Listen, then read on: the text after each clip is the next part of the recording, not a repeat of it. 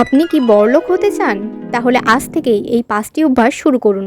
অবাক হবেন, কারণ বেশিরভাগ মানুষ এগুলো জানে কিন্তু মানেই না।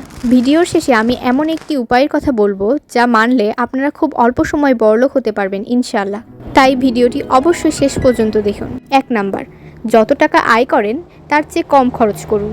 ২ নাম্বার, প্রতিদিন নতুন কিছু শিখুন। দক্ষতা যত বাড়বে আয়ের সুযোগ তত বাড়বে। ৩ নাম্বার, সময় নষ্ট করা বন্ধ করুন। সফল মানুষরা সময়কে টাকার চেয়েও বেশি মূল্য দেয়। ৪ নাম্বার, সততা বজায় রাখুন। বিশ্বাস হারালে সুযোগও হারাবেন। ৫ নাম্বার, আল্লাহর কাছে দোয়া করুন, ইস্তেগফার করুন এবং হালাল পথে পরিশ্রম চালিয়ে যান।